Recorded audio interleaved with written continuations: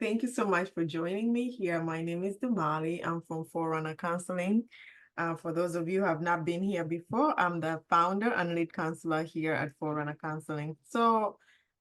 This channel, we are here to talk about the different emotional woundings and the different ways to develop skills to be able to cope with the challenges that life throws at each one of us. None of us is exempted from it. And so I hope this topic that I'm going to talk about can resonate with you and you can find some form of support from it. Uh, Today I'm going to talk to you about how to heal a wounded heart. Life, like I say, it has a way of leaving emotional scars. And if you've been watching some of my videos, one of the videos I did about attachment and trauma woundings is what makes a wound a wound. A wound emotionally means that when you needed something, the person who was meant to connect with you in that space missed you and it was not able to connect with you. So it creates a wound. So if I needed you to listen to me and you did not listen to me, I get wounded, I get scarred. So that's what an emotional wound looks like. And so, as you can tell, throughout the course of our journeys in our lives, we have gone through multiple scars or wounds that from betrayal, from losing love, from sometimes disappointments, from sometimes just losses like grief, So life, all of us, none of us again is exempted. As long as you're living under the sun, this is part of living on this planet. You get scarred, you get wounded. But how do you heal when you go through those things? Because sometimes you go through seasons where it's back to back, it's back to back, it's back to back, and you feel like you're not catching a break. But how do you manage to heal? I think in every area of life, even when you go to the doctor for, let's say, a physical heart, they're not going to necessarily just give you pills or they're not just going to do an operation on you before they know what's really going on in the heart. They have to examine to see what is really happening, which part of the heart is really in pain that we need to heal. But when you're dealing with an emotional wound, a broken heart, for example, the first step in all of healing is to acknowledge that you're wounded, acknowledging your pain, because sometimes we want to rush so fast to go away from the pain, not acknowledging that we are hurt, not acknowledging that we are sad, not acknowledging that we are angry. So it's okay for you to acknowledge this pain without judging it as if it's wrong or right in a way, but to actually realize that I'm a human being and I'm hurt and I'm wounded. Acknowledging that it may not be easy for some people because sometimes we don't want to acknowledge it, thinking that if we acknowledge the pain, we are giving the other person the upper hand who has kind of caused the pain to us. Yet in reality, it is just acknowledging to yourself, knowing that this is where I am. In order for me to move from here, what do I need to do? That's the first step, acknowledge your pain. The second thing you can do, or another thing you can do, is you can allow yourself to seek support. One of the reasons or one of the needs we have as human beings is connections. We are built for connection, that our bodies, our systems are wired, we are wired to connect to other people. We are not supposed to live as islands. We're not supposed to live as if no one cares about us, because even when you show up on the planet, you show up with mom and dad, you show up with with parents, you don't just come out of the sky and boom, you show up on the planet. So we are not designed to heal alone in a way, because we need to support from other people. That could be your friends, that could be a family member, it could be a therapist, it could be in a journey where even spiritually you need God to help you, because ultimately the one that brings the total healing. You need someone who can provide a listening and emotional support, or a listening ear, in a way that you can feel validated in your pain. Because again, the first step to healing is validation. Sometimes you may just get stuck in the shock of, I can't believe somebody did this to me, but it's another form of healing when somebody else validates to you that that was wrong. It shouldn't have been that way. So that form of support can help you to kind of realize that, you know what, I'm not that crazy and somebody else can help me. Another thing you can do is to take care of yourself from a self-care vantage point. But sometimes, especially, let's say you're going through grief, a broken relationship, betrayal, or any other thing, it's so easy to get numb or stuck in that emotion of shock or just feeling lost. And sometimes you may realize I need to move, I need to go back into exercising, I need to focus on what drinking more water, I need to eat more and things like that. Self-care, because when you don't do small things like that, they also add up. When you see a person who is suffering from, let's say, depression, they're not able to get out of bed. It's very difficult to get out of bed. It's very difficult to even just do the daily routines of even making your bed or eating or going out of the house.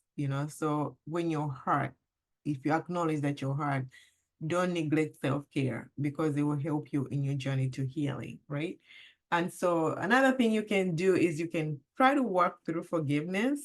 I know when I'm working with people, I don't really go jump into forgiveness right away because I know that's not fair. When you've been hurt, when you've been wounded, even if you may know mentally that you have to forgive, sometimes it's not easy to just do it, especially if there was no validation, if there was no support, you just feel like I'm just doing the right thing for the right thing, but I'm not feeling it. So it's like you want to get your peace of mind back so that you can let go of the pain. Sometimes they say that um when you're holding on to unforgiveness, and I know when you're in the thick of it, when someone tells you that forgiveness is for you, that's not what you necessarily care about. You're like thinking like, I'm in pain. I don't care whether I can hold on to this grudge for a very long time because at the end of the day, I'm hurting. Sometimes the pain of betrayal, the pain of loss, the pain of the um sadness of someone doing the things that they have done to you can be very strong, that even if, like I said, your mind knows that I need to forgive, your heart feels like I can't do it right now. But again, when you're processing, you can have intentions to forgive, but you may need time to process it, which is okay. Another thing you can encourage yourself to do is practicing mindfulness, especially for people who have minds that can consistently relive the past. Mindful practices help you to kind of be in the moment, and you can focus on your breathing so that you can stay on your present, because those meditative exercises like meditating and deep breathing, they can only help you to manage your overwhelming emotions, because every time you think about what someone did to you, a lot of times you may feel overwhelmed by that sadness or the anger or the frustration, whatever the emotion may be. So when you're experiencing such overwhelming emotions, um, practicing mindfulness can help you to find that calmness or that sense of control of your feelings, where like you can breathe, focus on your breathing, focus on your what is in this moment, so that I know for some of you who have worked with me have practiced probably the wise mind. How do you stay in your wise mind, that you can balance your rational mind, your thinking mind with your emotional mind, so that you're not taken over by either or, but just be rational in that moment that you're in? That can be very helpful. The other thing you can do is to journal. I know sometimes people have a fear of journaling because people have betrayed them by opening their journals and spilling all the beans. But these days we have like electronic journals. I don't know if they are about 100% safe, considering that everything on the internet is up for grabs. It's a matter of who is gonna have access to it. But journaling can kind of help you to put your thoughts and feelings in a paper where you feel like you're communicating them. It could be very therapeutic. For those of you who have safety, or you can buy a journal where you can lock it. Sometimes I think about, when you die, do people actually read your journal? Probably they do, but that shouldn't be a factor, because at least you'll be gone. But at least, or you can journal in a way that in case anyone sees it, you have nothing to be ashamed of. But try do as much as you can, because it can help you to track your progress, and it can help you gain insight in your healing journey to see where you're stuck and what areas you need to work on. And if you're wounded, as a result of a broken trust or boundaries being crossed, you want to learn how to set boundaries in your life. Sometimes this is hard because you tolerate, like I personally, we used to have a high tolerance level for foolishness. So I would tolerate a lot of foolish things around people would do. But long story short, you end up getting hurt. You don't have boundaries.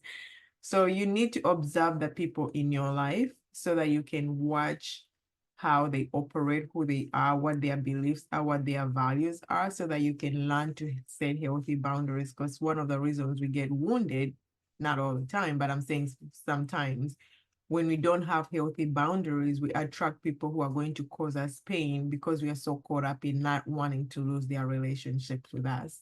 So, uh, setting healthy boundaries in your life can help you to heal, because you can at least guarantee that you're not going to put yourself in the same predicament as you did before. And if you do, you have healthy limits to what you can allow or not allow. So that's good. And then you want to take time to reflect. Take time to reflect from the lessons of your pain, right? Because every form of suffering, they say you don't want to waste your pain by not learning anything from it. Examine it and reflect on how you have grown, what you have learned, so that it's not a waste. Because if you don't learn from it, chances are you're going to go through it again. And that's very painful, especially if you've been hurt by betrayal or anger or loss or being misunderstood, in any form of emotional pain. So for those of you who are experiencing that, just reflect on it. Don't just be always talking about what people have done to you, but also allow yourself to reflect on what you have learned from it or through it. And you can seek professional help. We are here to support you. You could book an appointment. I do actually have so many groups on, not so many groups. I have a group on my website that you can subscribe to. I have where I'm helping people who are dealing with trauma and emotional wounds to heal. So you can go join our subscription membership. We meet every 2 Mondays a month, and we're gonna increase them more as needed. But for now, we're just doing 2 times a month so that we don't overwhelm anyone. And so with that group, you'll be able to learn how to identify your childhood trauma wounds or attachment wounds, so that you can find a way to grow and develop in those spaces, and learning how to cope, learning how to set especially boundaries for those of you who don't know how to. And then you want to give yourself time and be patient with yourself. Healing is a journey, it's not a destination. So you want to give yourself permission to um let time heal take its place. Sometimes I've had losses, especially when it comes to friendships or relationships, that it took me years to heal fully from it. Sometimes I was in a place where I wouldn't be able to hear or know what that person is experiencing because my heart wasn't ready for it. And so sometimes you gotta give it time, not be hard on yourself, especially if you want to move on so quickly. Sometimes it's not good for you.